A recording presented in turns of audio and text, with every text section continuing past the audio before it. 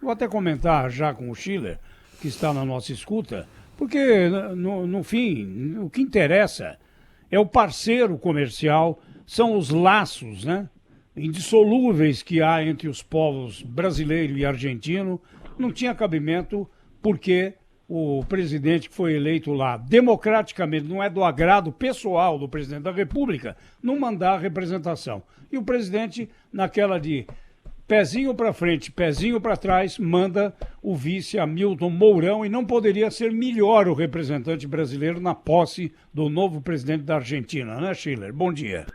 Tudo bom, Zé Paulo? Concordo plenamente. Aliás, essa é uma característica do presidente Bolsonaro, quer dizer, ao longo do ano, desse primeiro ano de mandato, ele vem recuando em muitas posições que não são particularmente razoáveis, né? Vamos lembrar, ainda semana passada, naquela decisão de excluir a Folha de São Paulo, o jornal Folha de São Paulo, lá da licitação do Palácio Planalto, uma série de outras decisões. Eu me lembro lá no início do governo, a transferência da embaixada de Tel Aviv para Jerusalém, Israel, e agora esse tema. Não fazia nenhum sentido mandar na posse do presidente Alberto Fernandes na Argentina o ministro Osmar Terra, né? Que, aliás, pode ser um bom ministro, o meu conterrâneo gaúcho, ministro da cidadania, nem sequer é o chanceler brasileiro. A Argentina é um parceiro estratégico. Semana passada, o presidente Alberto Fernandes manifestou interesse em uma aproximação, inclusive recebeu a oposição brasileira lá, e na frente da oposição disse que gostaria de um relacionamento respeitoso com o presidente Bolsonaro. Sempre fez acenos importantes, né? Colocou como embaixador aqui o ex-vice-presidente argentino, quer dizer, valorizando também o posto diplomático. Então é uma adesão mais do que razoável e mostra que o presidente Bolsonaro vem aprendendo, né? Espero que continue aprendendo aí, a tomar decisões um pouco mais razoáveis.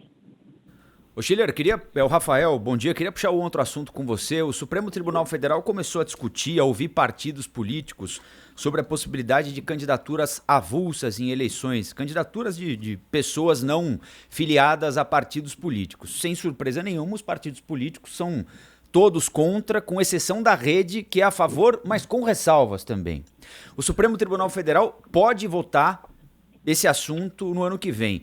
Eu tenho duas perguntas para você. Se esse é assunto para o Supremo Tribunal Federal ou para o Congresso, e se candidaturas avulsas são uma boa?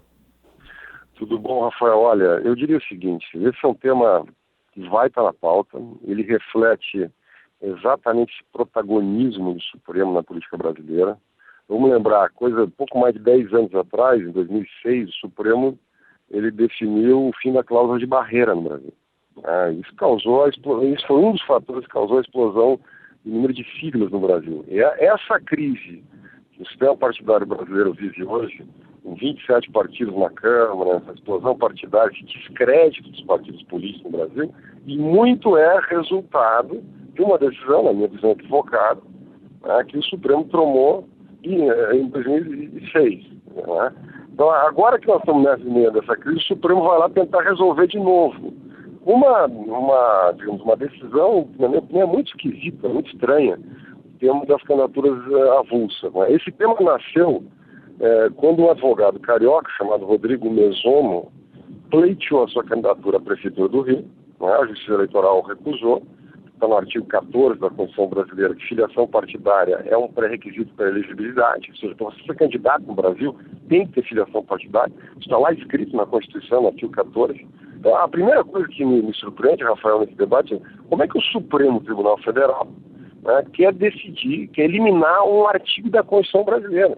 O que o Supremo Tribunal Federal tem que fazer é guardar a Constituição, é cuidar da Constituição, né? E não fazer o contrário, interpretar a Constituição, etc. O ministro Barroso tem essa tendência, quer dizer, essa tendência de fazer interpretações heterodoxas da Constituição. Isso foi no caso da restrição do fórum, chamado foro privilegiado, foro prerrogativo de função, onde for restrito a incidência do foro. A própria discussão da segunda instância no Supremo, que a gente discutiu tanto aqui no jornal, agora está uma PEC no Congresso, na Câmara, discutindo esse tema. Né? Então, me parece evidente que é um tema plausível. Hoje você tem 10% das democracias no mundo só que exigem estrita filiação partidária. Nos Estados Unidos, você pode ser candidato a presidente da República, não tendo partido, candidato independente. O Emmanuel Macron foi eleito na França sem filiação partidária. Né? Pode representar movimentos, redes. Hoje o Brasil está cheio de movimentos, redes, etc. É óbvio que causa uma pulverização do sistema partidário. Partidos foram inventados para melhorar a governabilidade, né, da democracia, né? Ou seja, para simplificar, permitir a negociação, expressar ideias, aglutinar as pessoas. Agora, se a sociedade mudou, e quer ampliar o direito de representação, etc., é perfeito. Tem que mudar a Constituição. Isso não pode ser feito pelo Supremo. Ontem foi feita uma audiência pública lá, a Marina Silva defendeu esse tema, a Janaína Pascoal defendeu a candidatura avulsa, até o nosso príncipe deputado, Luiz Felipe de Orleans Bragança, defendeu. Ótimo, argumentos tem os mais diversos. A minha opinião é muito clara, tem que passar pelo Congresso Nacional. Tem uma questão, né, Schiller, aí nessa história envolvendo o ministro Barroso, que ele até, como você bem lembrou, já até escreveu isso em livro, né, que ele entende, aqui eu não concordo com isso, mas é a visão dele, que o Supremo tem a obrigação de agir quando há uma omissão do Congresso. Mas nesse caso, ele está estendendo ainda mais a interpretação polêmica que tem sobre os assuntos, porque nesse caso específico das candidaturas, há uma lei, né, como você ressaltou, que prevê a necessidade da filiação partidária. Também sou favorável às candidaturas avulsas, mas isso tem de passar por outra casa, não pela casa do judiciário, né?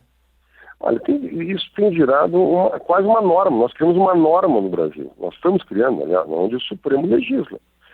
O caso da criminalização da homofobia. Ótimo, quer dizer, quem seria contra toda a discussão, enfim, mas em tese é uma questão extremamente plausível na democracia brasileira, mas tem que passar pelo Congresso. A ideia de omissão legislativa é um argumento muito vago.